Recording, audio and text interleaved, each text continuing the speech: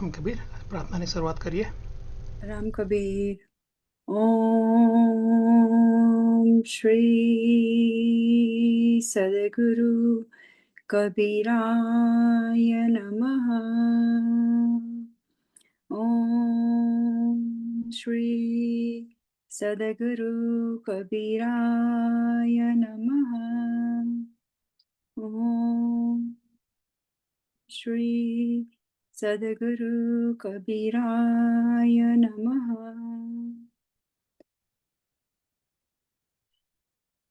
ચુપકે ચુપકે કાલ ચલા, ચુપકે ચુપકે काल चला, दिन घटते गए जीवन के,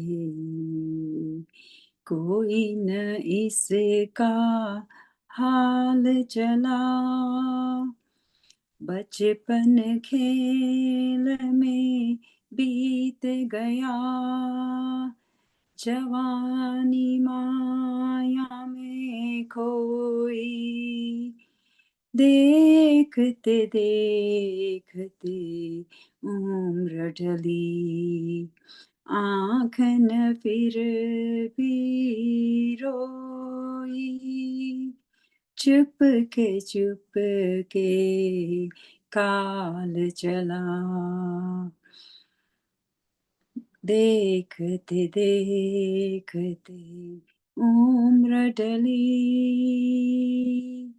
आँख न फिर भी रोई.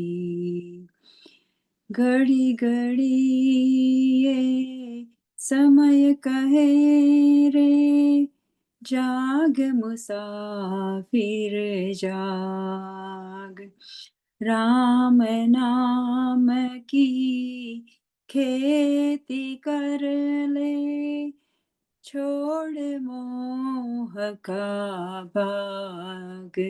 चुपके चुपके काल चला, जो कल था वो आज नहीं है, जो आज है कल जाए. इस दुनिया की यही कहानी, कोई समझ न पाए. चुपके चुपके काल चला, कहते कबीर यही उपदेश, नाम अमर कर ले रे. जीवन की डूबती नैया को सांझ सहारा दे रे. चुपके चुपके काल चला, चुपके चुपके काल चला. दिन घटते गए जीवन के, कोई न इसका हाल चला. चुपके चुपके काल चला. સૌને મારા રામ કબીર. આજના કબીર વિઝડમના વેલબીઈંગ એપિસોડમાં આપ સૌ સર્વેનું સ્વાગત છે. અત્યાર સુધીના આપના સહકાર બદલ આપનો ખૂબ ખૂબ આભાર. આજનો વિષય છે ગ્રેસફુલ એન્ડ વાઇબ્રન્ટ એજિંગ. છબીલું, મનોરંજક અને જીવન વૃદ્ધાવસ્થા.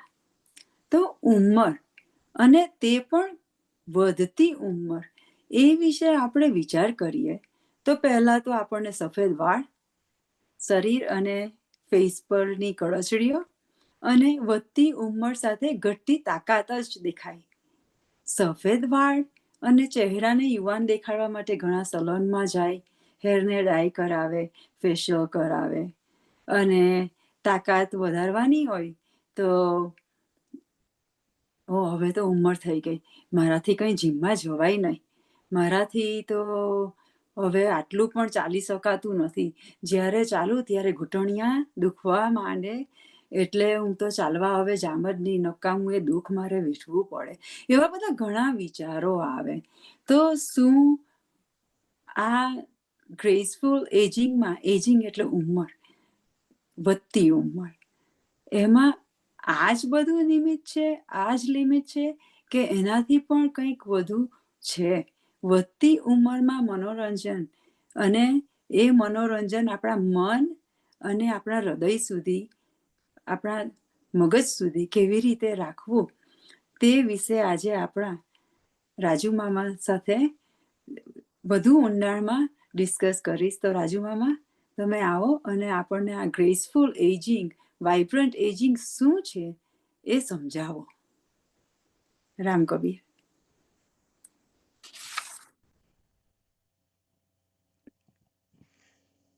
રામ કબીર.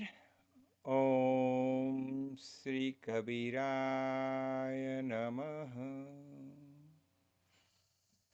રામકબીરના સરસ તું એ વાત કરી કે જે ચૂપકે ચૂપકે કાલને આપણે સમય કહીએ છીએ એમ, કે ભાઈ સમય વીતતો જાય, દિવસ વીતતા જાય, અને આ પૃથ્વી પર આપણે મુસાફર છે, તો આપણી મુસાફરી ક્યારે પતવાની એની તો ખબર નથી, રાઈટ?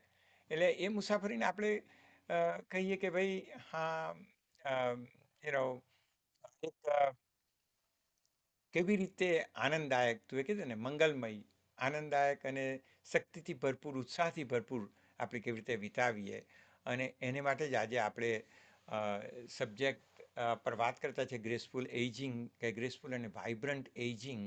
અને તું જે પ્રાર્થના કરી કબીર સાહેબની, તે બરોબર એ કરે છે કે clock is not going to stop. Clock તો ચાલતી જ રહેવાની.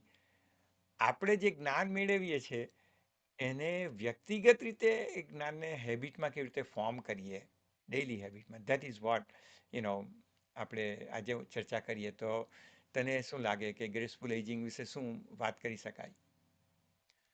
ગ્રેસફુલ એજિંગ તો હવે ઘણો બધો મોટો વિષય છે, અને તમારે એમને, મેં તમને કહું તો જ્યારે મારી ચર્ચા મારી ઉંમરના કે મારી કરતા મોટા કે નાનાઓ સાથે પણ ઘણી વાર થાય, તો આગળ મેં જણાવ્યું તે પ્રમાણે બધાને બાહ્ય રૂપ અને આપણી અંદરની ખાલી ફિઝિકલ તાકાત જ દેખાય, એની આગળ કંઈ દેખાતું નથી. તો તેને આપણે કેવી રીતે આનંદમય રાખવું, તેમાં આપણે કેવી રીતે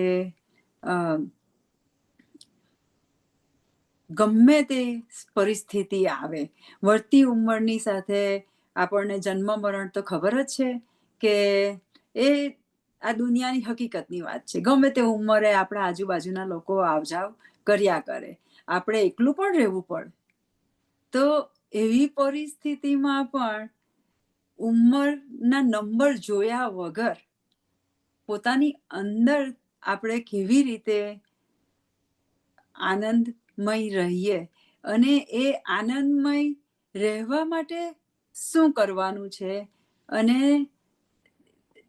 એ આનંદમય રહેવા માટે શું કરીએ, ત્યારે ઘણીવાર સાધારણ જીવનમાં ઘણા લોકો એમાં મિસ્ટેક શું કરે, તેના પર આપણે ચર્ચા કરીએ. રાઈટ, એટલે એ તારી વાત છે. પહેલાં તો આપણે એને વિશે વાત કરીએ કે ગ્રેસફુલ એજિંગ એ શું છે.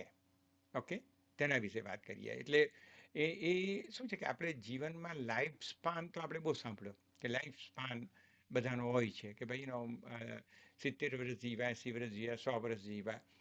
પરંતુ આજના ટોપિકમાં શું છે કે લાઈફ સ્પાન જેટલું જ મહત્વનું, કે એનાથી પણ મહત્વનું છે હેલ્થ સ્પાન, કે આપણી હેલ્થ કેવી રહી છે. ઓકે, સો જ્યારે હેલ્થ વાઇબ્રન્ટ હોય, જોયફુલ માઇન્ડ હોય, કે જોયફુલ સ્પિરિટ હોય, પીસફુલ માઇન્ડ હોય, અને હેલ્ધી બોડી હોય, તો શું થાય કે ત્રણેય ત્રણનો ફેક્ટર આપણે એ તરફ જીવનમાં 70, 75, 80, 90માં હોય આ ત્રણ વસ્તુ કે હેલ્ધી બોડી, પીસફુલ માઇન્ડ અને જોયફુલ સ્પિરિટ. તો શું થાય કે સવારમાં ઉઠો ત્યારે તમને એમ લાગે કે ના, મારે કંઈ એમ પેલું ઉત્સાહથી હું મારી આંખ ખુલતી છે એમ. તો that is what the graceful ને વાઇબ્રન્ટ એજિંગ આપણે એને હેલ્થ સ્પાન આપણે કહી શકીએ. જે તો લાઈફ સ્પાન તો બધાના જ હોય છે 70, 80, 90. આજે આપણી સાથે જ શ્રીમાન ગોવિંદભાઈ છે, તો ગોવિંદભાઈ 90 વર્ષના ઉપર 90 દાયકા 9 દાયકા એમણે વિતાવ્યા છે. તો એ ખ્યાલ આવે છે કે હા, life span is very good.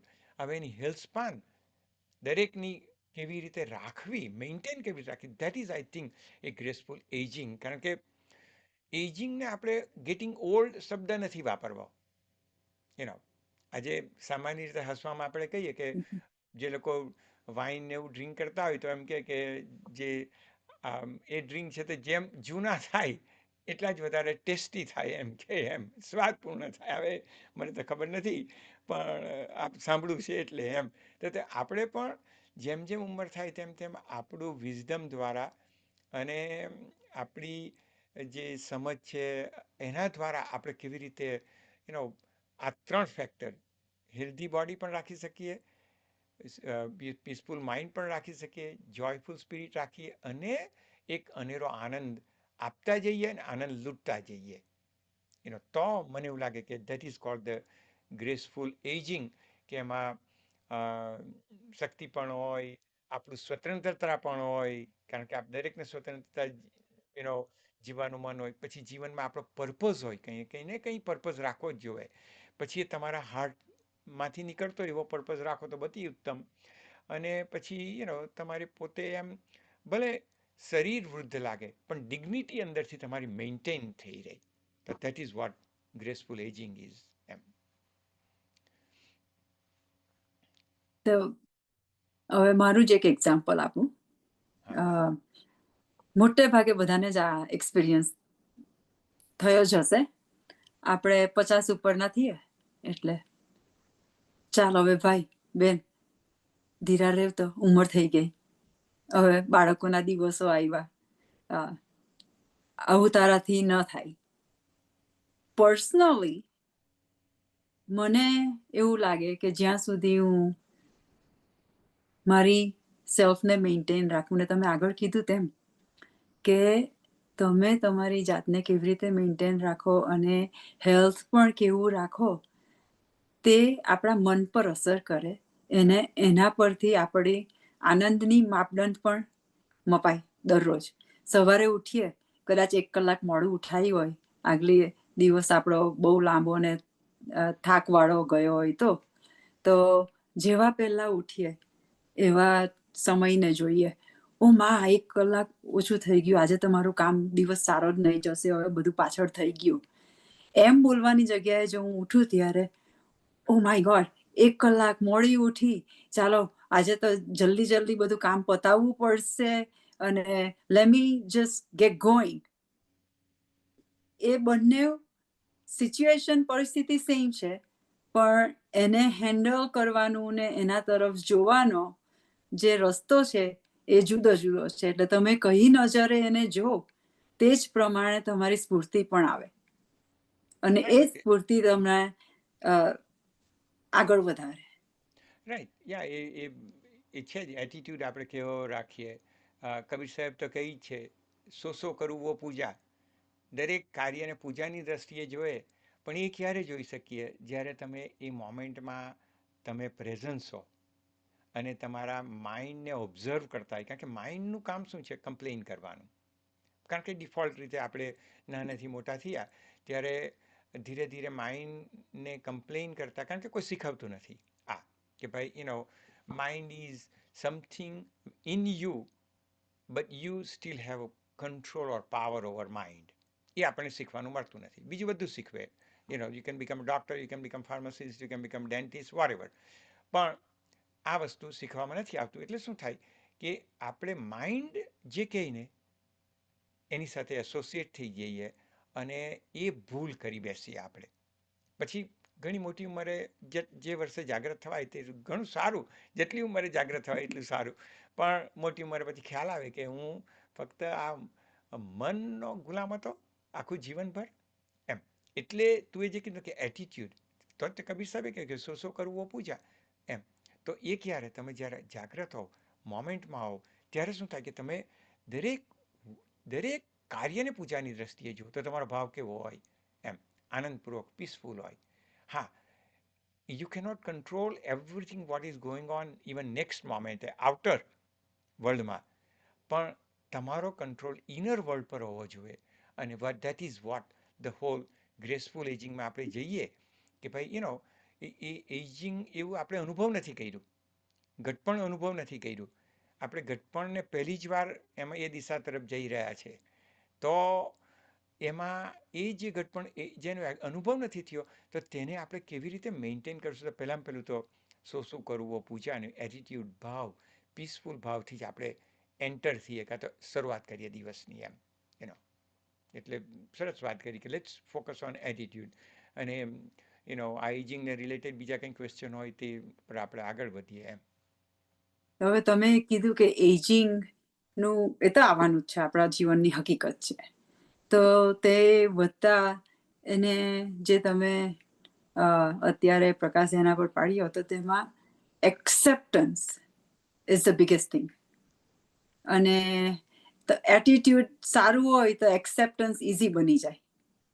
પછી કોઈક અનાયાસે આવી પડેલો રોગ હોય, ઇવન હેલ્ધી માણસને પણ અમુક રોગ થવાનો હોય ને તો થાય જ છે.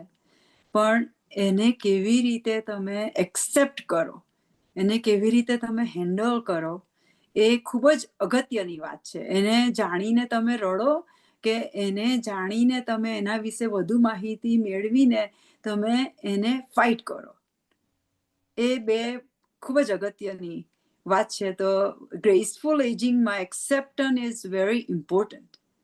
તો એ એક્સેપ્ટન્સ આપણે વાત તો કરીએ, પણ ખરેખર આપણે એનું પાલન કરીએ છીએ? હું કદાચ એમ બોલી જાઉં, હા ના મને સમજ પડે છે, મને ખબર જ છે. તો ખબર તો છે, પણ એના માટે મેં કર્યું શું? સો એમાં મિસ્ટેક્સ બધી થાય, રાઈટ? નહીં, એટલી તારી વાત સારી કે સાચી ને 100% કે એક્સેપ્ટન્સ નોટ ઓનલી ઘટપણમાં, પણ દરેક જીવનની અંદર જે કંઈ બનાવ બને આઉટર વર્લ્ડને લીધે, રાઈટ, કે ઇનર વર્લ્ડને લીધે, તો એમાં તે મોમેન્ટે તો આપણે એક્સેપ્ટ કરી લેવું પડે, કારણ કે તે moment you cannot change. C, A moment જે આપણને યુનિવર્સે બનાવી છે, એ બધા માટે બનાવી છે, આપણામાં પણ બનાવી છે. અને એ યુનિવર્સની સામે ફાઇટ કરવાનો કોઈ મતલબ મળે નહીં. When you don't accept, that means you are fighting against the universe. એ વસ્તુની આપણે પહેલાં જ્ઞાન આવી જવું જોઈએ, સમજ આવી જોઈએ. એટલે પછી આપણે એક્સેપ્ટન્સ કે ભાઈ હા, એનો મતલબ નથી કે આપણે નિષ્ક્રિય બની જવાનું છે. આપણે સક્રિય થઈને એનો પેલું કે પીસફુલી આપણે જે કરવું પડે એ એક્શન લેવાની છે, પણ એક્સેપ્ટન્સની સાથે. તું એ કીધું ને કે ભાઈ હા, ગમે તે રોગ ગમે તે ઉંમરે આવી પડે. યસ, આપણી ભૂલ થઈને એટલે કંઈ વાગી પડે, સ્પોર્ટ્સ રિલેટેડ હોય, બીજી કંઈ રિલેટેડ હોય, કે થિંગ્સ હેપન, તો એક્સેપ્ટિંગ રાધર દેન રેઝિસ્ટિંગ. કારણ કે રેઝિસ્ટન્સમાં સ્ટ્રેસફુલ બહુ આવી જાય. એક્સેપ્ટન્સમાં તમે હવે ફોકસ કરો કે જે થઈ ગયું તે થઈ ગયું, what can I do next. અને એ આઈ થિંક એટલો બારીક વસ્તુ છે, પણ એ નાની વસ્તુથી શરૂ થઈ જોઈએ. ઘરમાં પાણી ઢોરાયું, દૂધ ઢોરાયું, કંઈ આમ થયું, સામાન્ય નાની વસ્તુથી જો આપણે કરીએ ને કે હા, આપણે એક્સેપ્ટન્સ, તો પછી ધીરે ધીરે મોટી વસ્તુને એક્સેપ્ટન્સ કરતા આવી જશે. પણ શરૂઆત આપણે પેલું કે ને બેબી સ્ટેપ લેવા પડે. અને બેબી સ્ટેપમાં આપણે માઇન્ડ રેઝિસ્ટ કરશે, કારણ કે માઇન્ડનો સ્વભાવ છે એવો. અને મેં કીધું તેમ કે માઇન્ડ વિશે આપણે કોઈ શીખવતું નથી. એટલે માઇન્ડ આપણું જે કહે તેના જ પ્રમાણે કે ઇમોશન્સ આવે, ફિલિંગ આવે, એના આપણે વિક્ટીમ બની જઈએ. અને પછી acceptance goes out the window અને resistance comes in the picture. And then the journey જે આનંદમય હોવી જોઈએ, એમ કે ભક્તિમય, મંગલમય હોવી જોઈએ, એ મોમેન્ટ આપણે જતી રહી, કારણ કે આપણે મનના ગુલામ થઈ ગયા અને મને ડેફિનેશન આપી દીધી અને રેઝિસ્ટ કર્યું. અને આપણે એક્સેપ્ટ નહીં કર્યું એમ. સો વેરી ગુડ કે acceptance is single most important thing, smaller thing કે પછી બિગર થિંગ, પણ સ્ટાર્ટ એક્સેપ્ટિંગ ધ સ્મોલર. કારણ કે રાતોરાતે કંઈ એક્સેપ્ટન્સ આવી નથી જવાનું એમ. આપણો ટેસ્ટ લેવાય જ્યારે પગ નીચે પાણીનો રેલો આવે ત્યારે ખબર પડે કે હા, મારી સમજ અને મારું વર્તનમાં કેટલો ફેર છે. સમજ ઇઝી, બધાને જ આવી જાય, બધા સ્માર્ટ છે આજે. એનીવે, આગળ ચાલીએ. તો હવે એક્સેપ્ટ તો આપણે કરી લીધું, રાઈટ? એક્સેપ્ટ કર્યા પછી જો આપણે હેલ્ધી એજિંગ કરવી હોય તો એમાં મોસ્ટ ઇમ્પોર્ટન્ટ શું છે, આપણે શું કરવાનું કે જે ખૂબ જ અગત્યનું હોય છે એક્સેપ્ટ કર્યા પછી? હા, એક્સેપ્ટ કર્યા પછી સી, એટલે આ તો કોઈ પણ સી, કોઈ પણ વસ્તુનો કોઈ પર્ટિક્યુલર વસ્તુ આપણે લેતા નથી. Acceptance is a general thing, right?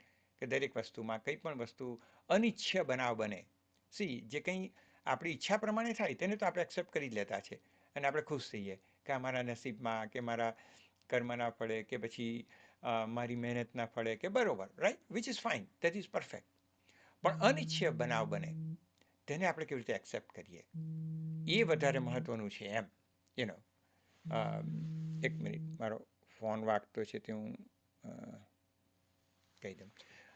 એટલે એ અનિચ્છ્ય બનાવ પ્રત્યેનું એક્સેપ્ટન્સ, ધેટ ઇઝ વોટ. કારણ કે ઘણીવાર શું થાય કે આપણે સર્કમસ્ટેન્સીસ આવે ને એ આપણને શીખવવા આવે, ઓકે, પણ આપણે એને રેઝિસ્ટ કરીને શીખવવાની જગ્યાએ બ્લેમ કરીને અને વિક્ટિમહૂડમાં જતા રહીએ અને આપણે જે શીખવાનું છે એ બાજુએ ચૂકી જઈએ આપણે. I know it's very easy to say for me, બધાના જ ટેસ્ટ લેવાય આપણે, કારણ કે સમજને વર્તનમાં લાવવાનું that is the biggest thing એમ. એટલે આપણે જોઈએ તો મિસ્ટેક આપણે શું કરીએ બધી કે સમ ઓફ ધ મિસ્ટેક એજિંગ વખતે શું થાય એમ.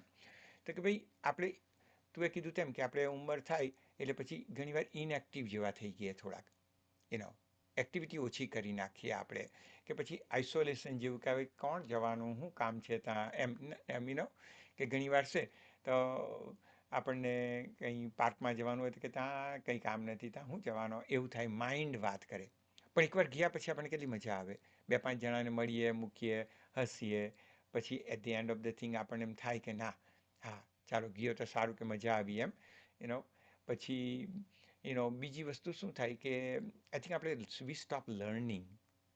સી, આ મારું એવું વસ્તુ એ છે એટીટ્યૂડ કે આપણે શીખવાનું, નવી વસ્તુ એ હંમેશા જ રાખવું જોઈએ. It has nothing to do with the age. જે કંઈ તમારા મનમાં સમય આવ્યો અને સમય મળ્યો એટલે કંઈ શીખો, એને લીધે માઇન્ડની અંદર ન્યુરોપેથ જે બધા કંઈ એ પણ નવા થશે, માઇન્ડ શાર્પ રહેશે, અને મેન્ટલ શાર્પ રહેશે, આપણી મેમરી પણ શાર્પ રહે. કારણ કે આજે ઘણા બધા વડીલોને અમે જોઈએ કે ડિમેન્શિયા કે અલ્ઝાઇમર કે એવું થવા માંડે પછી એ લોકોને બહુ તકલીફ પડે. તો આપણે એને પ્રિવેન્ટ કરવું છે. તો કે ભાઈ આજે તો બ્રેઇનને જોગિંગની બધી એક્સરસાઇઝ બહુ છે, જે રીતે ફિઝિકલ એક્ટિવિટીની બહુ બધી યોગ છે અને જુદી જુદી વસ્તુઓ છે જ. તો આપણે એ બધું આપણને મળે એમ. તો એ જ રીતે આપણે શું થાય કે આ શાર્પનેસ રાખવા માટે નવી વસ્તુ લર્ન કરીએ ને ન્યુરોપાથ ક્રિએટ કરીએ. I think that is vote. એટલે આપણે ઘણીવાર શીખવાનું બંધ કરી દઈએ કે હવે તો બધું બહુ જાણ્યું, શું કામ છે જો એમ. પણ કંઈ નવી સ્કિલ શીખીએ, કારણ કે દેર ઇઝ નથિંગ, નો બડી can say I know everything. Mind કહેશે પણ ઇટ ઇઝ નોટ ફેક્ટ એમ. અને જે કંઈ થોડું ઘણું ડિક્લાઇનિંગ આવે તેને કંઈક આવે તો પણ એને તું કે તેમ એક્સેપ્ટ કરીને આગળ વધીએ. તો આઈ થિંક આ 3-4 વસ્તુ છે જે ઇનએક્ટિવ નથી થવાનું, લર્ન આપણે હંમેશા રાખવાનું છે કંઈ પેશનેટ રીતે. પછી કંઈ ને કંઈ વસ્તુ પ્રિવેન્ટિંગ વસ્તુમાં શું કરવું છે, ત્યારે કે બેલેન્સ. આજે ઘણા વડીલો માં fall is the biggest challenge. આજે અમારે જ એક સગા પડી ગયા તો પછી એને ફ્રેક્ચર થાય, હવે 85-90 વર્ષના હોય, 90 વર્ષની ઉંમરે પછી સર્જરી કરવી પડે, રિહેબ કરીને થેરપી કરવી પડે. It's a very very painful process for both the caretaker and the individual, બંનેને માટે. તો આપણે ફોલ પ્રિવેન્શન કેવી રીતે કરી શકીએ, તો એ પછી એક્સરસાઇઝમાં આપણે શીખવું જ પડે. કારણ કે જુવાની હોય ત્યારે તો આપણને ખબર કે હું પડવાનો નથી, પરંતુ not necessary when you are entering in to that phase, કે તમે બોડી એટલી તમારી માઇન્ડ તો કહેશે, કારણ કે માઇન્ડને તો એમ જ થાય કે આઈ એમ કેપેબલ ઓફ ડુઈંગ એવરીથિંગ, પણ બોડી આપણને સહયોગ નહીં આપે. એટલે એ બહુ મહત્ત્વની વસ્તુ છે. અને એને માટે આપણે જે વન ઓફ ધ રીઝન કે શું છે કે આપણે કબીર સાહેબ આપણે જાગ્રત જ કરાવે છે.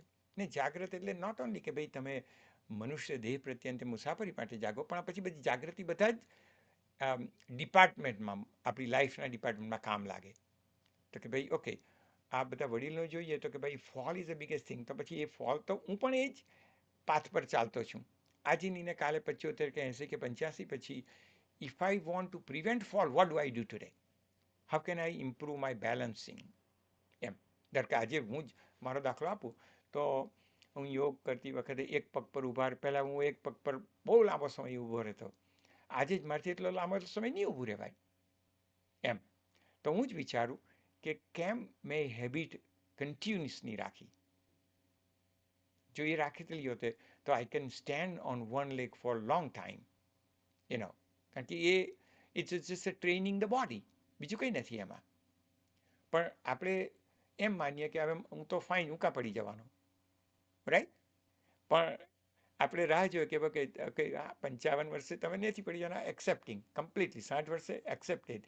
પણ બેટા તું 75 ને 80 વર્ષે ને 85 વર્ષે યાદ રાખવાનું છે કે અત્યારથી નહીં કરશું ટ્રેનિંગ તો પડવાના ચાન્સીસ વધી જાય. ને પડ્યા પછી ત્યારે જ હાડકાઓ ઢીલા થઈ ગયેલા હોય, વીક થઈ ગયેલા હોય, હિપ ઇસ્યુઝ આવે, બધી જાતના. અને that is what I think what mainly think. તો આપણે આગળ વધીએ આનાથી. ના, તમે ખૂબ જ સરસ વાત કરી કે બેલેન્સિંગ. હું મારું જ એક્ઝામ્પલ આપીશ. હવે ઇન્ડિયામાં મોટી થઈ એટલે ત્યાં તો પીઈના ક્લાસમાં પણ યોગા ચાલતા. એટલે સરસ સૂર્ય નમસ્કાર ને એક પગ પર ઊભા રહેવાનું, પારોડી પર ચાલવાનું, બધું રમતા રમતા પણ થઈ જતું. અહીંયા આવ્યા પછી બેઠું બેઠું જીવન આવી ગયું. ખાલી ગરાજમાં કારમાં બેસીને જવાનું, આગળ જવાનું. અહીંયા તો આપણે મોટે ભાગના ઘરોમાં હવે હિંચકાઓ આવી ગયા છે, પણ પહેલા પછી સોફા પર જ બેસી જવાનું. એટલે લાઈક આપણા પગની એક્સરસાઇઝ બહુ ઓછી થઈ જાય. અને આપણે કહીએ ને કે ઓ ના, મારો તો આખો દિવસ બહુ બિઝી, કામ 8 કલાકનું કામ કરું, આવીને રસોઈ બનાવું ને આ કરું. એ આપણો ડેઇલી રૂટીન થઈ ગયો એટલે એ ઇનફ નથી સ્ટ્રેન્થ બિલ્ડ કરવા માટે. એ ખરેખર જ ઇનફ નથી. આપણે તમે કીધું તેમ બોડીને અને માઇન્ડને ટ્રેન કરવું પડે. મેં જ 3 વર્ષ યોગા નહીં કર્યા, તો જ્યારે શરૂ કર્યું ને ત્યારે મને એમ લાગ્યું કે હું તો 12 વર્ષની છું ને, હવે મને યોગા ટીચર યોગા કરાવે છે ને મારી પાસે કંઈ જ સ્કિલ્સ નથી. ઝીરોથી ચાલુ કરવાનું છે. અને એ ઝીરોથી સ્ટ્રેન્થ બિલ્ડ કરતાં કરતાં 12 વર્ષની હતી ત્યારે કદાચ એક અઠવાડિયામાં એ સ્ટ્રેન્થ આવી ગયેલું હતું. અત્યારે 1 વર્ષ થઈ જાય તો એ સ્ટ્રેન્થ આવતું નથી. કારણ કે આપણા બોડીના પ્રકૃતિ સ્લો ડાઉન થઈ જાય છે, એટલે સ્ટ્રેન્થ બિલ્ડ કરતા વાર લાગે. અને તારી વાત સાચી. કારણ કે સી આપણે ગ્રેસફુલ એજિંગમાં શું આવે, 3 વસ્તુ તો આપણને ખાસ ખ્યાલ રાખવાનો. એક ફ્લેક્સિબિલિટી. અને ફ્લેક્સિબિલિટી મને એવું લાગે કે યોગ છે કે બીજી કંઈ કદાચ પલાતીસ કે બીજી બધી અમુક સ્ટ્રેચિંગ એક્સરસાઇઝ છે કે એ જુદી જુદી રીતે આપણે કર્યા કરીએ પ્રેક્ટિસ, તો પછી ફ્લેક્સિબિલિટી આપણી રહે. અને I think that is very very important કે ફ્લેક્સિબિલિટી પછી આપણે સ્ટ્રેન્થ જોઈએ. ફ્લેક્સિબિલિટી હોય એકલું કામ નથી લાગતું, તો સ્ટ્રેન્થ જોઈએ. તો સ્ટ્રેન્થ માટે આપણે મસલ્સ થોડા સ્ટ્રોંગ રાખવા પડે. હવે મસલ્સ સ્ટ્રોંગ રાખવા પડે તેને માટે તમારે પ્રોટીન જોઈએ. કારણ કે આજે સાયન્સે કહી દીધું છે કે તમે એવરી યર આફ્ટર 60 ઓર વોટ એવર, એકચ્યુઅલી તો સાયન્સ તો 40 કે 50ની જ વાત કરે છે, પણ લેટ્સ સે આપણું જે બધું સમુદાય છે જે સાંભળનાર છે બધા 60 પ્લસના હોય કે 55 પ્લસ, તો 1% of muscle mass you loose every year if you don't do anything you know. તો હવે શું થાય કે મસલ ઢીલા થાય તો તમારી સ્ટ્રેન્થ ક્યાંથી આવવાની હતી? અને મસલ્સને સ્ટ્રેન્થ રાખવા માટે નોટ ઓનલી એક્સરસાઇઝ પણ પ્રોટીન, સર્ટન પ્રોટીન જે આપણે ખાઈએ છીએ એનું આપણે વધારવું પડે. નહીં તો શું છે, આપણે કાર્બોહાઈડ્રેટ જ ખાયા કરીએ, પ્રોટીન બહુ ઓછું ખાઈએ. કારણ કે આપણને આજે સાયન્સ બધું શીખવા માંડ્યું છે ને નોલેજ નવું આવવા માંડ્યું છે. તો why can't we start educating our self કે ભાઈ મારે આ પથ પર હજુ 20-30 કેટલા વર્ષ છે લાઈફ સ્પાન એ નથી ખબર, પણ મારે હિલ સ્પાન તો કંટ્રોલ કરી શકું. લાઈફ સ્પાન તો કોઈને કોઈ કંટ્રોલ નથી કરી શકતું, કઈ દિવસે છેલ્લા શ્વાસ છૂટવાના છે તે, પણ health span we can control. એટલે આ આઈ થિંક ફ્લેક્સિબિલિટી સ્ટ્રેન્થ છે, રાઈટ? એ અને તો એ પેલી એટીટ્યૂડની વાત કરી, those are I think most important. અને એમાં શું થાય કે ભાઈ આહાર એક વસ્તુ, શું ખાઈએ એના પર આપણે આપણી જાતને એજ્યુકેટ કરી શકીએ કે ભાઈ મારે આજે તો સાયન્સ ને બધેથી એવરીવેરથી બધી ઇન્ફોર્મેશન આપણને મળે કે શું ખાવું જોઈએ. સ્પેશિયલી 55 60 સુધી આપણે ટેસ્ટો કરી લીધું, એન્જોય કરી લીધું, આ બધી જ વસ્તુ જે કંઈ પછી હવે થોડું જ્ઞાન આવ્યું કે બાકીના વર્ષોમાં મારે હેલ્થ સ્પાન પર ફોકસ કરવું છે, તો મારો આહાર હું કેવી રીતે બદલું, રાઈટ? કારણ કે હવે હેલ્થ સ્પાન પર ફોકસ છે. અને પછી આપણી મૂવમેન્ટ કેવી રીતે રાખીએ, અને ઊંઘ સૌથી વધારે ઇમ્પોર્ટન્ટ કે ભાઈ આપણી સ્લીપ એટલી ડીપ અને હોવી જોઈએ કે તમે ઉઠો ત્યારે બસ તમે ઉઠો એટલે તમને એક આનંદમય અવસ્થામાં તમે ઉઠો અંદર એમ. અને ઘણીવાર આપણે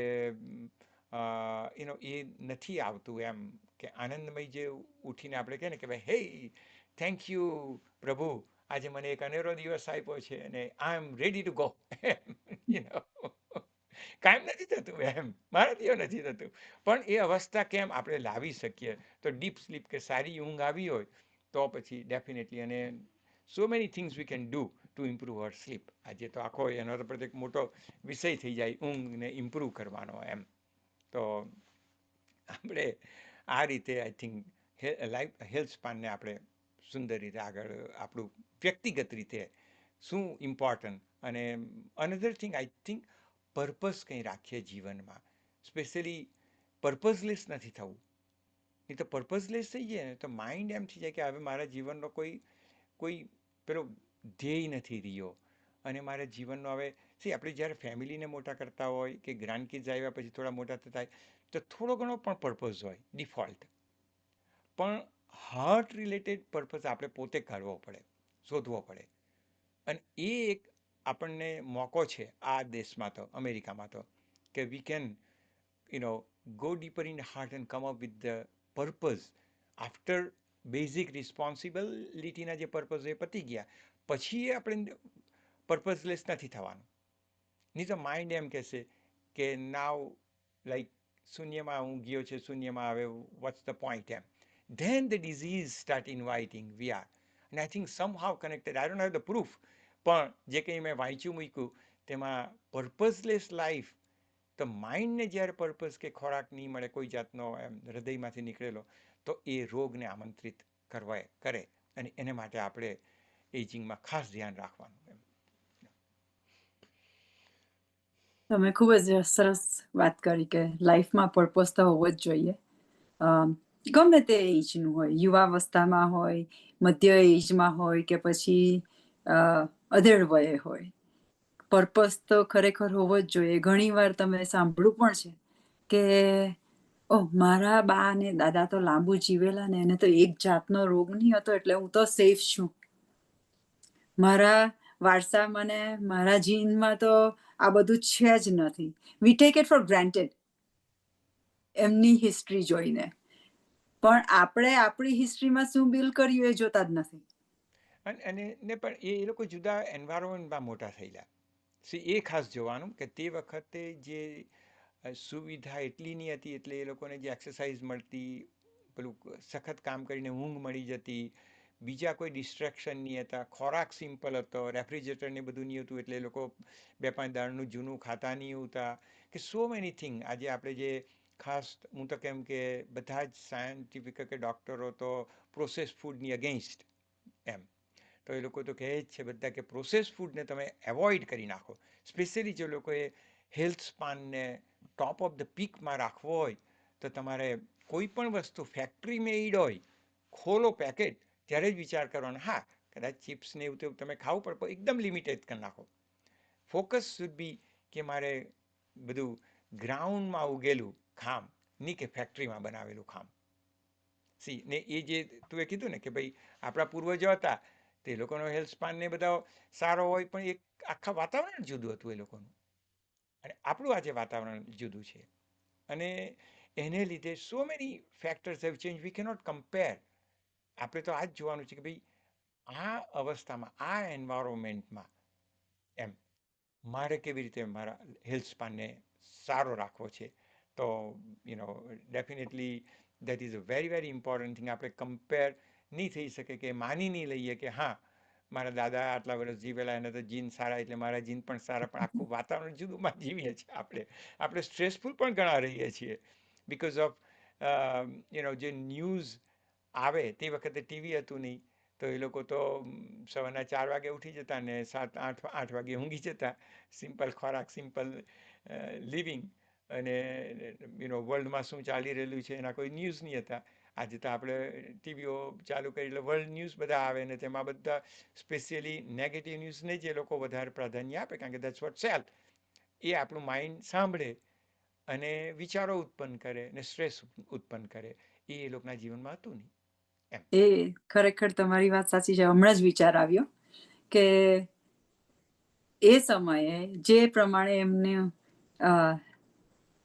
લાઈફસ્ટાઈલ હતી, તો તેમાં રિટાયર થયા પછી પણ, રિટાયર એટલે ત્યાં શું છે કે બાળકોને પરણાવી દીધા, એમને ત્યાં બાળકો આવ્યા એટલે આપણે રિટાયર થઈ ગયા. એ લોકોનું કંઈ ફાઇનાન્શિયલી રિટાયરમેન્ટ પ્લાનિંગ ને એવું જરૂરી ન હતું. તો તે સમયે તેઓ મા દાદા ગ્રેન્ડકિડ્સને હિંચકો નાખવામાં, પોતે હિંચકા ગાવામાં પગ હલાવ્યા કરતા, લસણ છોલતા, શાકભાજી છોલતા તો હાથ એમના કાયમ એક્સરસાઇઝ કર્યા કરતા, એટલે એમને જીમમાં જવાની જરૂર પડતી ન હોતી. સ્વર તો 2-4 દાદામાં દરરોજ સવારે કે બપોરે કે સાંજે ઓટલે બેસીને ભજનો ગાવા કે ગીતો ગાવા, અંતાક્ષરી રમવી, એ ચાલુ રહેતું. એટલે એ લોકોનું ઇનડાયરેક્ટલી જીમમાં ગયા વગર, સ્પેશિયલ ક્લાસીસ લીધા વગર આ બધું કાર્ય ચાલુ જ રહેતું. એટલે એમનું ચાલ્યું ગયું. હવે અત્યારે જે પ્રમાણે આપણી લાઈફસ્ટાઈલ છે, જ્યાં હિંચકાને આ તો બહુ જગ્યા રોકે છે, એટલે તે પગ તો હલન ચલન થાય નહીં. આપણે સોફા પર બેસીને તમે કીધું તેમ ટીવી આવી ગયા, ફોન આવી ગયા, એટલે આપણે ન્યૂઝ જોયા કરીએ, અને એ જોઈને જેનો કંટ્રોલ આપણા હાથમાં નથી, જે ને આપણને લાગુ પડે છે પણ એટલું બધું લાગુ નથી પડતું કે આપણું જીવનનો અંત આવી જવાનો, કે આપણા પરિવારના જીવનનો અંત આવી જવાનો છે, તો એની અનનેસેસરી ચિંતા આપણે આપણા મગજમાં મૂકી દઈએ અને એને લીધે આપણા લાઈફ પર અફેક્ટ થાય. રાઈટ. ને વેરી ઇમ્પોર્ટન્ટ પોઈન્ટ. ને બીજું શું થયું કે આપણે અમેરિકામાં જે છે તો આઇસોલેટેડ થઈ ગયા નોર્મલી. ત્યાં શું થયું કે એક જ ફરિયામાં બધા રહેતા, એટલે બધા એકબીજાને તમે એમ બારણું ખોલો એટલે કે ઓટલા પર બેસો એટલે 10 જણા તમારી સાથે વાતચીત, કેમ છો કાકા, આ છે તે છે, બધું એમ ગમે તે કોઈ પણ ટોપિક પર વાત કરે બેસે. તું એ કીધું તેમ આજે આપણે બધા આઇસોલેટેડ થઈ ગયા. હવે તું આલ્બુકર્કી રહી છે, હું LA ચિનો હિલ્સમાં રહું છું, મારી આજુબાજુમાં કોઈ છે નથી, રાઈટ, કે જેની સાથે હું કંઈ ઓટલા પર બેસીને વાત કરવાનો કે એવું તેવું. એટલે that plays a big role also. જે એ લોકોના જીવનમાં હતું એ આપણા જીવનમાં મિસિંગ છે because of the geographical and what ever the reason. આપણે એમાં નથી પડતા. આપણે એ જ જોઈએ છે કે what can we do to prevent અને વ્યક્તિગતને મળીને જે એક બે વસ્તુની વાત કરી દઈએ આપણે. વાય કે આપણે જ્યારે આપણા બોડીની અંદર એક દિવસ આઈ થિંક ટોપિક પાછો આપણે ટચ કરશું કે 5 કે 6 આપણે ન્યુરો ટ્રાન્સમીટર, એને એકચ્યુઅલી તો મેડિકલ ટર્મમાં કહે કે આપણે એન્ઝાઇમ કે રસાયણો કહીએ, કે પોઝિટિવ રસાયણો, એ કેવી રીતે ઉત્પન્ન થાય શરીરમાં, ફક્ત આહારથી નહીં પણ આપણી એક્ટિવિટીથી. તો એને સેરાટોનન, ડોપામાઇન કે ઓક્સિટોસિન કે એવા બધા નામ આપેલા સાયન્સ છે.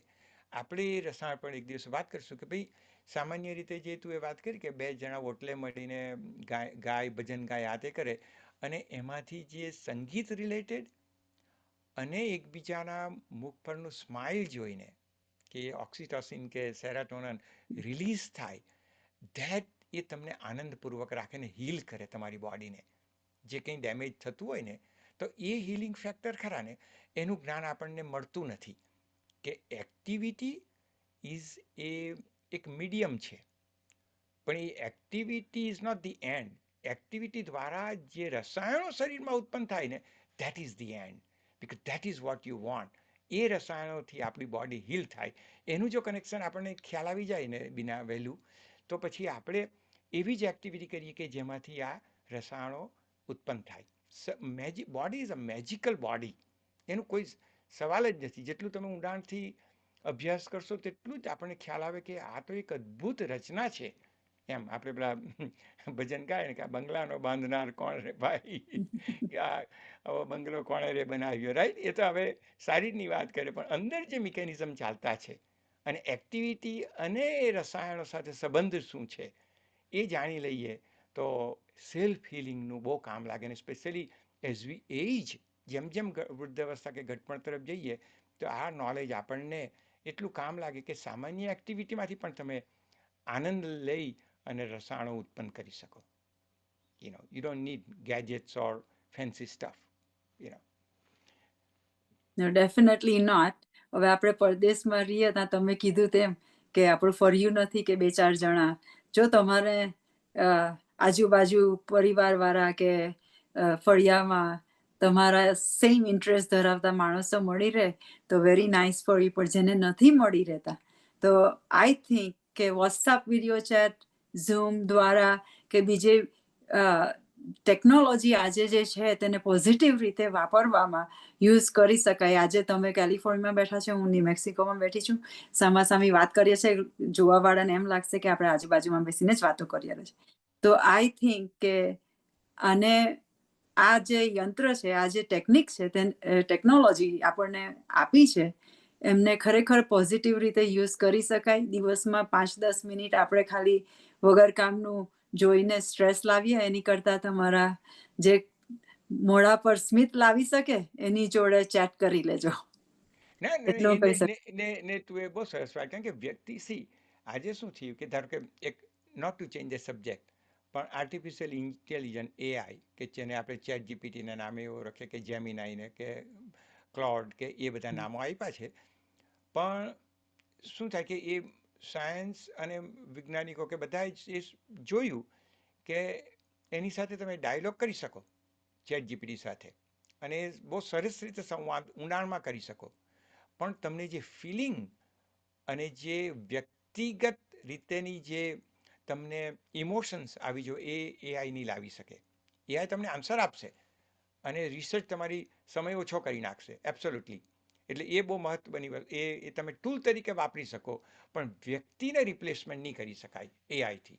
અને એ આજે અત્યાર સુધીમાં તો એ લોકોએ આપણે જણાવ્યું છે. એટલે not to change the subject, we are coming back to the વ્યક્તિની સાથેનો ઇવન તેનો આપણે વાર્તાલાપ કે તમે ફેસથી વાત કરો તો એનો ફેસ જોઈને smile. Laughter is another thing. કારણ કે ઘણી વાર શું કે લાફ્ટરને આપણે ભૂલી ગયા કે ભાઈ લાફ્ટર બીજો કોઈ હસાવે ત્યારે જ આપણે હસશું, નો. અને એ જે આજે કેમ નાના બાળકો તો અમથા જ હશે ફોર નો રીઝન દે લાફ. આપણે જેમ જેમ જુવાની વધી જાય, સ્ટ્રેસ વધતો જાય, રિસ્પોન્સિબિલિટી વધતી જાય તેમ તેમ લાફ્ટર જાણે વિદાય લઈ લે.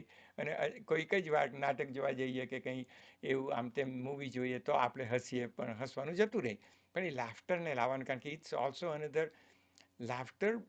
પેલું વાત કરીને આગળ કે ન્યુરો ટ્રાન્સમીટર્સ કે રસાયણ કે એન્ઝાઇમ છોડે ને અંદર, ધેટ ઇઝ અ હિલિંગ. એટલે જ આ લોકો સાયન્સે કીધું ને કે laughter is the best medicine. Why? Because it generates those રસાયણ.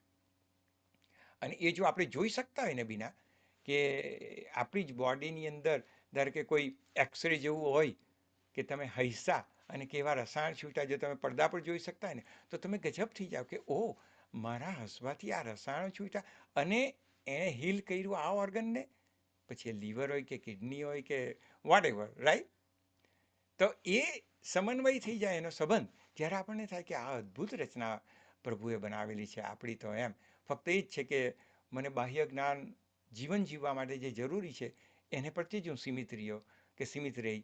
આ જે શરીર છે એનું વિજ્ઞાન તમે કંઈ કોઈ દિવસ ખોલીને જોયું જ નહીં, કારણ કે કોઈ શીખવવાનું નહીં હતું. એમ શીખવામાં નથી આવતું.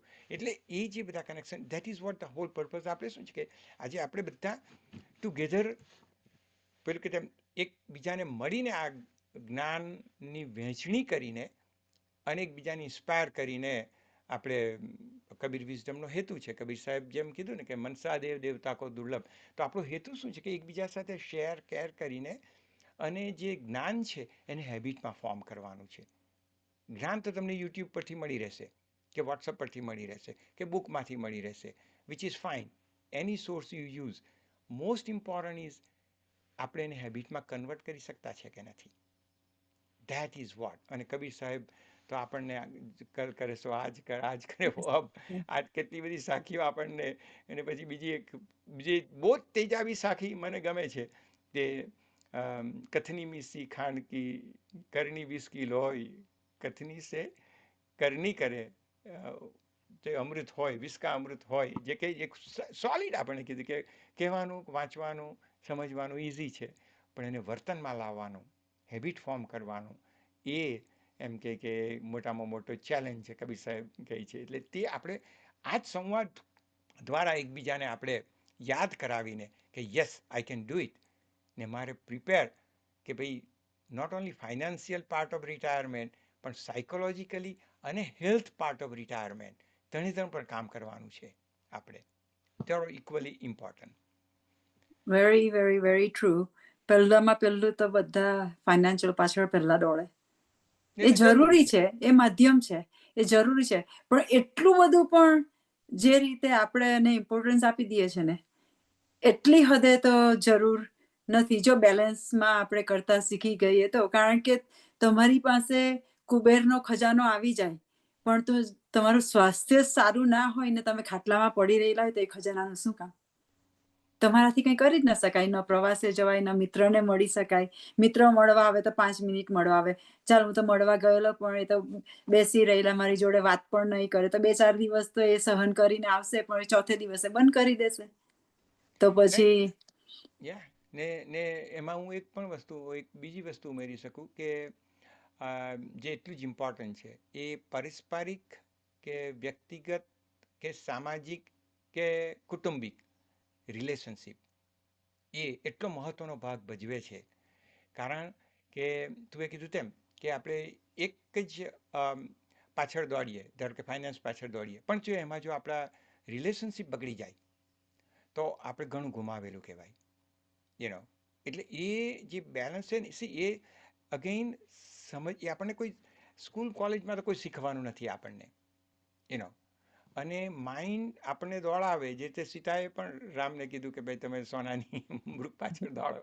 વેલ તો માઇન્ડ દોડાવે. તો કહેવાનો મતલબ કે એક પેલું મેળવવા પાછળ બીજું નહીં ગુમાવવું જોઈએ, જે મહત્ત્વની વસ્તુ છે. 3 વસ્તુ છે.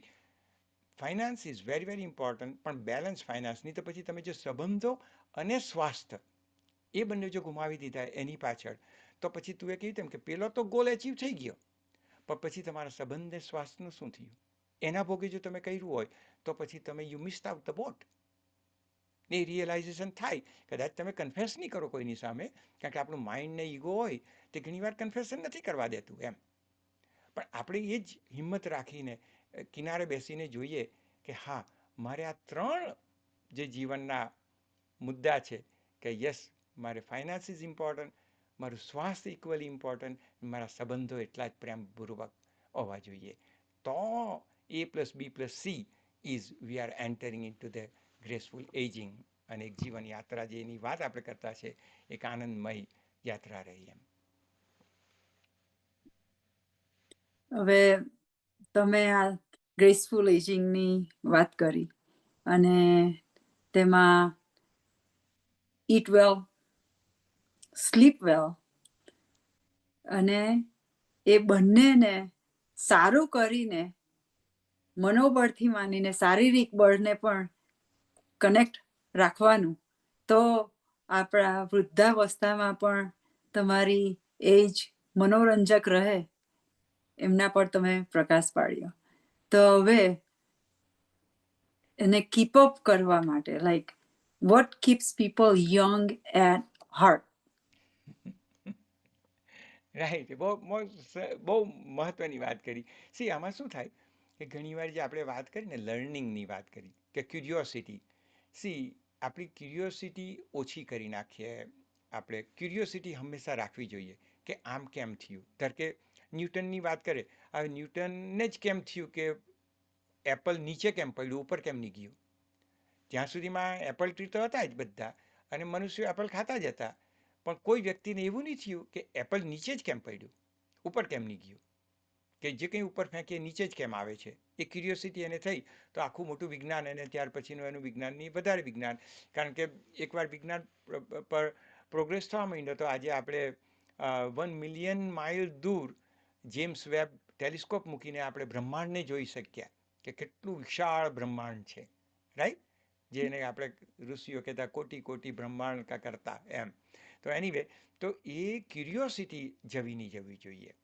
અને એ ક્યુરિયોસિટી આજે આપણે વાત કરી, મેં સામાન્ય વાત કરી કે ભાઈ એક્ટિવિટીથી જે રસાયણો છૂટે શરીરમાં, અને રસાયણો જો હીલ કરતા હોય આપણી બધી ઓર્ગનને, તો ઇટ ઇઝ અ ક્યુરિયોસિટી. આપણે ક્યુરિયસ હોવું છે કે કેવી રીતે ચાલે આ, મારે જાણવું છે, તો પછી હું સેલ્ફ હિલિંગ કરી શકું એમ.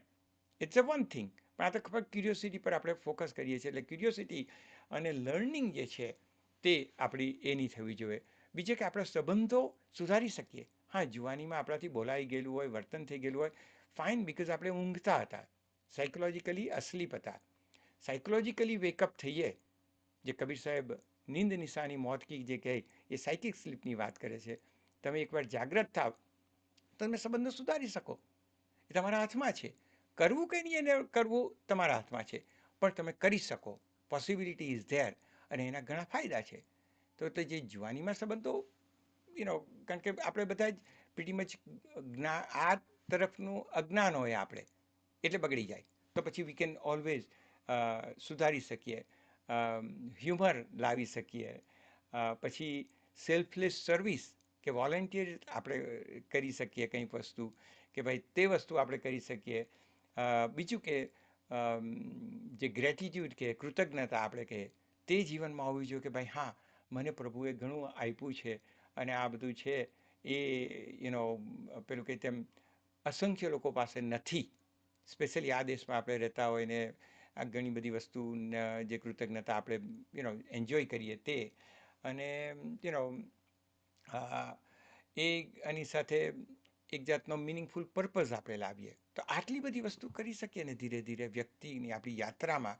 કારણ કે યાત્રા એકમાં મેપ હોવો જોઈએ આપણો આ બધી બાબતમાં પણ. હું ગઈકાલે ક્યાં હતો અને આજે કેમ છું અને કેવી રીતે હું આગળ વધું, તો મને એવું લાગે કે ધીસ ઇઝ એ રિયલી એ કબીર સાહેબની દ્રષ્ટિએ મનસા દેવ દેવતા કો દુર્લભ વો દેહી પાયો, ને પછી એને મંગલમય કેવી રીતે બને, આનંદમય કેવી રીતે બનાવીએ, સત્યમય કેવી રીતે બનાવીએ. મને એવું લાગે કે that is A real possibility. ને આપણો ધ્યેય કબીર વિઝડમ આ જ છે કે એકબીજાનો હાથ પકડીને એકબીજાને સાથે શેર કરી અને વાર્તાલાપ કરીને આપણે જાગૃત રહીએ, અને આપણી યાત્રા એક સુંદર રીતે હેલ્થ સ્પાન વધે. જીવનની જે લાઈફ સ્પાન તો જેના હાથમાં છે તેના હાથમાં જ રહેવાનો છે.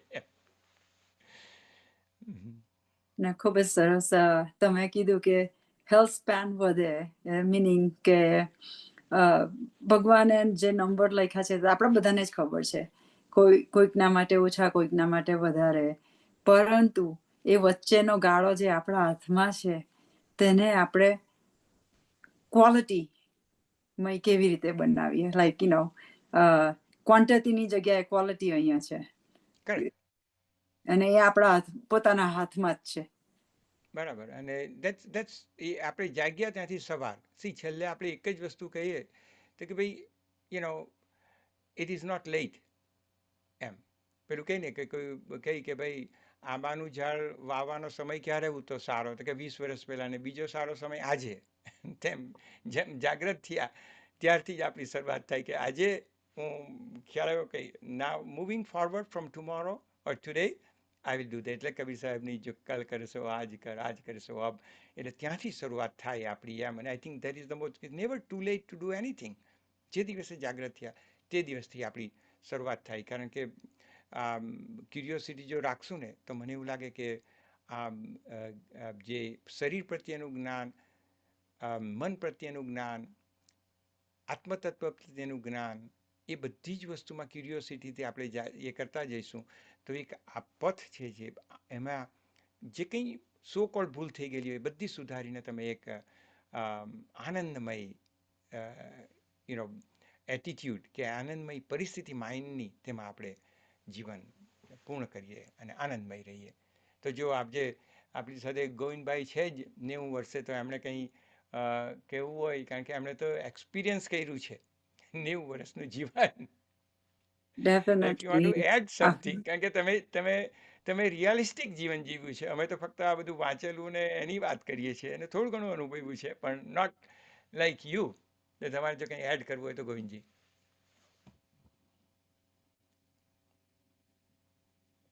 અનમ્યુટ કરજો.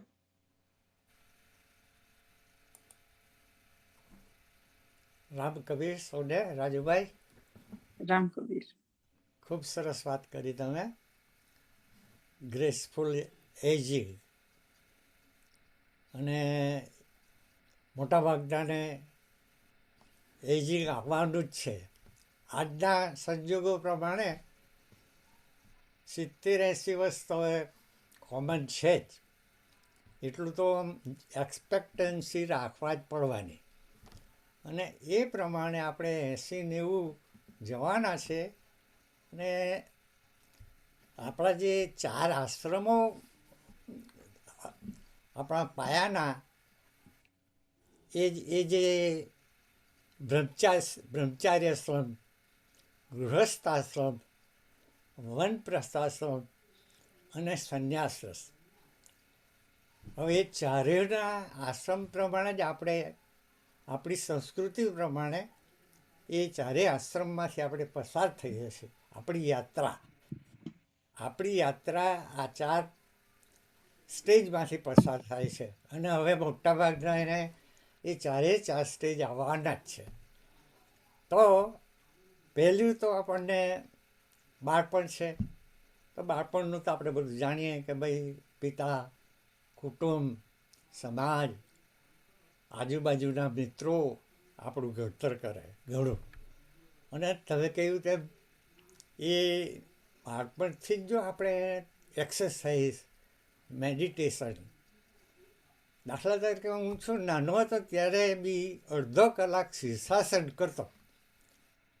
અડધો કલાક મારું શીર્ષાસન થતું.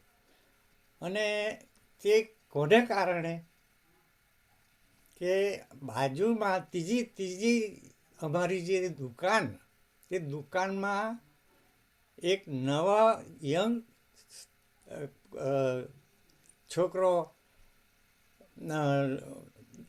દુકાન કાઢેલી, અને તે શીર્ષાસન કરે. 15-16 વર્ષના અમે. તો તેને લીધે પછી ત્યાં હું બેસવા જાઉં, તેને મળું, તો તે શીર્ષાસન ચાલુ થયેલું. તો મને તે ત્યારથી આવી એક્સરસાઇઝ છે એમાં ઇન્ટરેસ્ટ. અને મેઇન તો મેડિટેશનનો. કુદરતે ખબર નહીં ક્યારથી, પણ જ્યારે હું હાઈસ્કૂલમાં હતો ત્યારે બી સૂતા પહેલાં મેડિટેશન 5-10 મિનિટ બી કરતો જ. હવે એ કેમ મારે મેડિટેશન કેવી રીતે આવ્યું એ મને બરાબર યાદ નથી, પણ ત્યારથી મને તે ચાલુ. અને પછી તો આપણા મા બાપના જે સંસ્કારો છે, આ પ્રાર્થના છે, અને એ લોકોની જે ધીરજ છે, સેક્રિફિકેશન છે, એને આપણે બધું જોયું કે કેટલી બધી મહેનતો કરી અને આપણે માટે. અને એમાંથી આપણને બી એમ થાય કે ભાઈ આ લોકોએ આપણે માટે આટલું કરેલું, સમાજ માટે આપણે શું કરી શકીએ, આપણે કુટુંબ માટે શું કરી શકીએ વગેરે બધું આપણા બેઝમાં આવી ગયું. એટલે આપણને આ બહુ એડવાન્ટેજ મળેલો છે આપણા સમાજને. અને એ જ પ્રમાણે હવે આગળ જઈએ તો આપણી જે ફાઇનાન્સ સિસ્ટમ એ બહુ ઇમ્પોર્ટન્ટ છે આજે, વેરી ઇમ્પોર્ટન્ટ. એટલે તમે કહ્યું તે બરાબર છે કે એ 100% એની પાસે દોડવાની જરૂર નથી, પણ ફિનાન્શિયલ સ્ટેબિલિટી, કારણ કે એ જો સ્ટેબિલિટી હશે ને અમારા અનુભવ પ્રમાણે, તો આપણને પહેલું તો સુખ આનંદ થશે કે હું જતો છું, હવે મારી યાત્રા પૂરી થાય છે, પણ મારી ફરજ જે હતી તે મેં બજાવી છે, અને મારા જે કુટુંબમાં જે છે એ લોકો બી પોતપોતાની રીતે સારી રીતે જીવશે. એ જે આનંદ રહે છે ને એ મહત્ત્વનો છે, બહુ મહત્ત્વનો છે. કે ભાઈ હવે મેં મારું થયું, આપણે જે કંઈ કરવાનું તે સમાજનું જ કર્યું, વગેરે વગેરે. એટલે ફાઇનાન્શિયલ સ્ટેબિલિટી પણ બહુ જરૂરી છે. પણ at the same time from the beginning to end આપણે એટલું જ ધ્યાન રાખવાનું, તમે જે રાજુભાઈ કહે છે ને હંમેશા કે જાગૃતિ. એટલે સ્ટેપ બાય સ્ટેપ જ્યારે આપણને ટેમ્પટેશન આવે, વેરી ઇમ્પોર્ટન્ટ પાર્ટ, જ્યારે કોઈ પણ ટેમ્પટેશન મોટા આવે કે જેમાં આપણે જાણીએ કે આ ખોટું જ કરી રહેલો છે, ખોટું કરું છું, અને તમારી એ રેઝિસ્ટન્સ પાવર, જે રેઝિસ્ટન્સ આવે એ તમને ખૂબ ઉપર લઈ જાય છે. તમે ડાઉન પડો તો પછી તમને ઘણું નુકસાન થાય છે.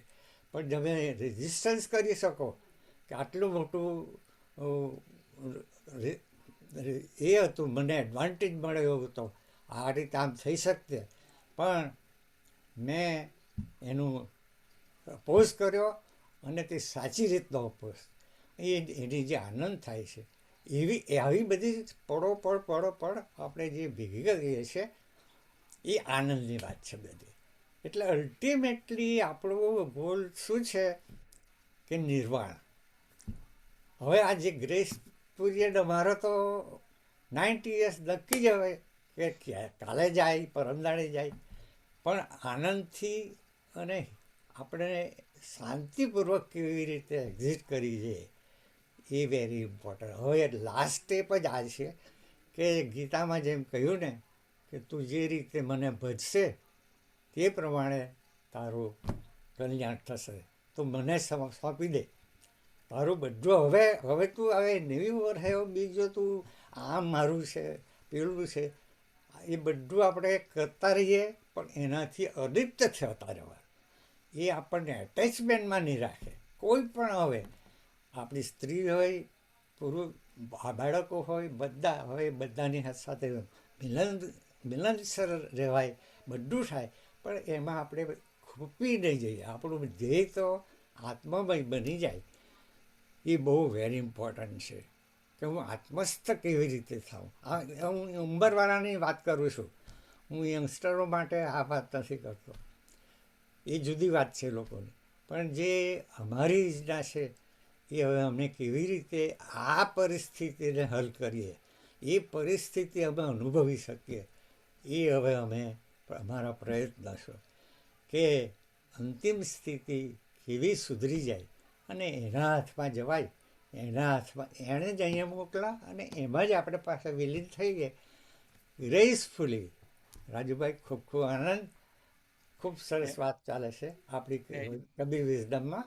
અને તમે તો ઘણા વર્ષોથી આ પ્રાણાયામ, યમ, નિયમ, સંયમ બધું કરો છો, એટલે આ તમે લાયક છો. આજે તમે જે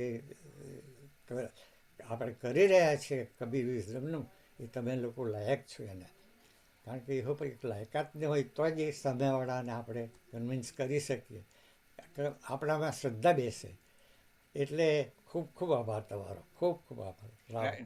રામકરી ગોવિંદજી, તમે જે બહુ સરસ વાત કરી કે જે ડિટેચમેન્ટ લાવી નાખવાનું છે, આ ફેઝની વાત કરી તમે, જે કહી ને આપણી 80+ કે તેની જે કંઈ છે તે એરાની, તો ડિટેચમેન્ટ આપણે કે ભાઈ. અને બીજું કે એક સેન્ટેન્સ મેં વાંચેલું કે you cannot change the beginning but you can always change the ending. શરૂઆત આપણે બદલી નથી શકવાના, પણ જે એન્ડ છે તે આપણે બદલી શકીએ.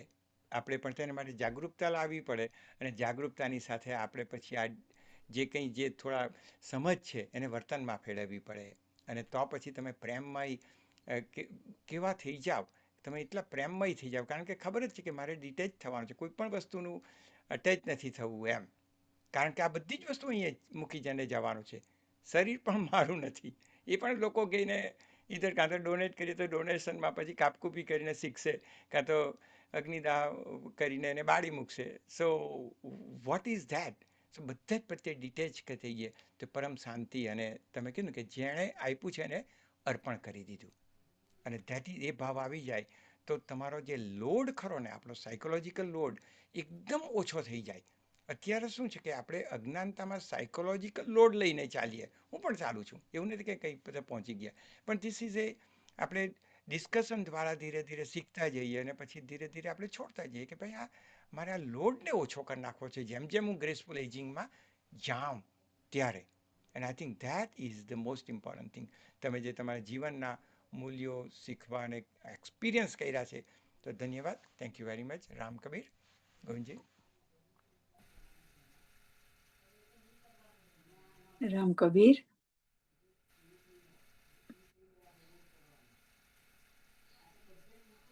આમાં તમે અનમ્યુટ છો. કઈ નહીં, દીપકભાઈ આવ્યા છે, બોલો. રામ કબીર સૌને આપણે ગ્રેસફુલ એજિંગમાં આવશે ફોલ અને પછી ડિસ્કવરી અને લીધો બીટ આધ્યાત્મિક રીતે કે ઘટ કે પછી આપણે મનોમય કોષ ઓર આનંદમય કોષ. Graceful ageing to me look like more looking into આનંદમય કોષ, આનંદમાં કેવી રીતે રહેવું. So also go to the discovery about 25 years ago, 25 વર્ષ પહેલા my personal doctor, Dr. Richard Berry, એમણે જોયું કે મારા જેને ક્રોનોલોજીકલ એજ કે જે નંબર આપણે ગણીએ એની વચ્ચે અને મારા શરીરની ઉંમર વચ્ચે લગભગ 15 થી વધારે વર્ષનો ફરક છે. So that was, I think we are looking at graceful aging. So he took a lot of interest and then he put his personal time in looking into કે મારી લાઈફસ્ટાઈલ કેવી છે. So going back to the fall, જ્યારે હું teenager હતો, maybe 16-17 years old, કે તારે જો કે હાઇકિંગ કરવું હોય, you had to learn to fall first. તો આવો ઢાળ હતો, ઢાળ પર મને કીધું દોડ, ઉપરથી નીચે દોડવાનું. નક્કી છે એક વખત તો પડવાના, બીકોઝ આખા ચૂકા રસ્તા પર જવાનું હોય ત્યારે. But that confidence I got it from that, જે ફોલમાંથી. And under, of course I work under mentor, જેને સારું એવું નોલેજ હતું આમ. From then onward, though my body get weak physically, જે અનંતમય કોષ કહીએ આપણે, પણ જો મન જે સ્ટ્રોંગ થઈ જાય અને જે આનંદ થાય કે I did something, I challenge myself. અને જે કંઈ તમે કીધું ડોપામાઇન ને એવું થોડું ઘણું કીધું એમ, તમે બીજું બી પેરાસિમ્પેથેટિક નર્વ સિસ્ટમ ને બધી વાત કરતા હોય છે એ બધી, આમ સિમ્પેથેટિક નર્વ સિસ્ટમ ને બધી. સો those things that got it, જે આનંદ આવેલો, that stayed on throughout my life. So falling is necessary, again, doing a good mentorship, not at age, but just young, then you learn a lot. Lifestyle contribute a lot, કે તમે કેવી રીતે જીવતા છે, ખાતા છે, સૂતા છે, how much sleep, relationship with others, and then you at the end you will find it why your journey took it throughout the life. Thank you, Ram Kabir. Ram Kabir. Deepakbhai, thank you sharing. Ram Kabir. તો રામ કબીર, આજે સમય લગભગ પૂરો થવા આવ્યો છે, મારી પાસે એકાદ મિનિટ છે. આપણે તો ઘણા વખતથી વિચાર વિમર્શ બધું બહુ કર્યું, સાધુ સંતોને બી બહુ સાંભળ્યા છે અત્યાર સુધીમાં, પણ હવે જીવનમાં આપણે બધા અત્યારે જે 8-10 જણા છે અત્યારે થોડા ઘણા આમ તેમ ફેસબુક પર સાંભળે છે આપણને, તો આપણે કેવી રીતે હવે પ્રેક્ટિકલમાં શરૂ કરીએ આ બધી વસ્તુ. કારણ કે આપણે શું છે, વિચાર વિમર્શ તો બહુ કરીએ છીએ, પણ શું છે કે આપણે પહેલ કરવાની છે કે ભાઈ પહેલ કેવી રીતે થાય આ બધી વસ્તુમાં. આપણે બધા જ જાણીએ છીએ કે આપણા ત્યાં પ્રોબ્લેમ છે સમથિંગ, બધા જ જાણીએ છીએ, એકબીજામાં છે જ થોડા, મારામાં દોષો ઘણા છે. તો શું છે, એ દોષો બી એક દોષ મારો કેવી રીતે હું મારો ઓછો કરું અને આપણે આગળ વધીએ. આખા શું કે આપણે હાથે લઈને ચાલવાનું છે, આપણે સાથે આવ્યા છે, સાથે લઈને જવાનું છે. આપણો સમાજ એટલો વેરી નાઇસલી છે, હજુ બી સરસ છે, પણ આપણે શું છે, આપણે જ હવે વડીલો તરીકે આપણે જ પહેલ કરીને કે ભાઈ આપણા નેક્સ્ટ પછી કે ભાઈ 25-30-40 વર્ષથી આપણે આ ઝઘડો છે એને બી આપણે થોડો ઓછો કરીને કેવી રીતે આપણા નેક્સ્ટ ને કે ઓકે આ મારા બાપ દાદા 40 વર્ષનો ઝઘડો હતો એ બી સરસ રીતે પતાવી દીધો. તો આ બધાને વિનંતી છે કે આપણે થોડુંક એઝ અ લીડર, કારણ કે ઘણા માણસ તો છેલ્લે માણસ બેઠલો છે, બિચારાને બોલવાનો સમય નથી આવતો, કારણ કે એને કોઈ સાંભળવાનું નથી. પણ જે લીડરો તો એકબીજાને સાંભળો એમ. So thank you very much. હા ના એ થેન્ક યુ ભરતભાઈ. અને ખાસ તો આ પેલું કે ને સ્વ-અવલોકન અને કરીને પછી આપણે એક્શન ધીરે ધીરે ધીરે લેવાની, અને આપણે જાગૃતતા કેવી રીતે લાવવાની, કારણ કે આપણે એક જ છત્રી નીચે બધા છે કબીર સાહેબની, તો જાગૃતતા લાવી અને જે વાત કરી કે આ જે ગ્રેસફુલ એજિંગમાં ઘણા બધી વસ્તુ આપણે કરી શકીએ, અને એને વાત વિમર્શમાંથી એક્શનમાં મૂકવાનો, એ I think that's the Kabir સાહેબની સાખીની વાત કરીને કે કથની મીઠી ખાણસી કરની વિસ્કી લોય, કથની સે કરની કરે વિસ્કા અમૃત હોય. તો થેન્ક યુ વેરી મચ. આજે સમય ઓછો છે એટલે પાછી પિકનિકમાં જવાનું છે. રામકબીર. રામકબીર મામા, આજે ખૂબ જ સરસ તમે સ્લીપ વેલ કીધું. એમાં આઈ મસ્ટ સે કે બધા પોતપોતાના શરીરને તમારી ક્ષમતા પ્રમાણે એટલું થકવો કે સ્લીપિંગ પિલની જરૂર ન પડે ને તમારું શરીર જ એની જાતે 5 થી 8 કલાકની ઊંઘ લઈ લે. અને ઈટ વેલમાં you can always make changes.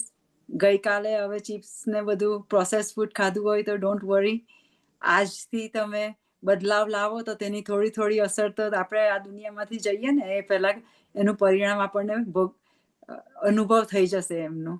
અને આ બધાને કનેક્ટ કરવા માટે કલ કરે સો આજ કર, આજ કરે સો અબ. એટલે એમને થોડું યાદ રાખજો. અને સંબંધ જાળવવા માટે મામાએ કીધું એ પ્રમાણે કે આપણે ફાઇનાન્શિયલ તો માધ્યમ છે, તો એ તો જીવન જીવવા માટે જરૂરી છે જ, પણ સંબંધોને જાળવવા માટે જે આપણી સાથે છેલ્લા સુધી જ્યારે જરૂર પડે ત્યારે, કે આપણને એમની જરૂર પડે ત્યારે એકબીજા સાથે ઊભા રહીએ, એ માટે કબીર સાહેબની એક બીજી સાખી મને યાદ આવે છે, જેમાં કહે છે ને આપણે ખજૂરના ઝાડને, રાઈટ, બડા હુઆ તો ક્યા હુઆ, જૈસે પેડ ખજૂર કે જૈસે પેડ ખજૂર પંથી કો છાયા ન દે, ફળ લાગે અતિ દૂર. કારણ કે આપણે મોટા તો થઈ ગયે ફાઇનાન્શિયલી કે ગમે તે બીજી રીતે, નામથી કે ગમે તે રીતે, પણ સંબંધોને ન જાળવીએ તો પેલો ઝાડ મોટું ના હોય તો પેલો પંથી પણ છાંયડો લેવા નહીં આવે, એટલે બિચારું ખજૂરનું ઝાડ એકલું રે અને પછી મુંજાયા કરવું પડે. તે જ પ્રમાણે આપણું પણ એ જ હાલત થાય. નહીં, એ તો સ્વાસ્થ્ય અને સંબંધ ને ફાઇનાન્સ એ ત્રણ હોવા જોઈએ. પણ એનીવે સમય પૂર્ણ થયો છે તો આપણો પૂર્ણ પછી થયો છે. પૂર્ણાહુતિ પર આપણે આવી ગયે. સૌને મારો આભાર મામા, તમારે પણ. અને આવતા રવિવારે તો આપણે ફરીથી મળીશું જ.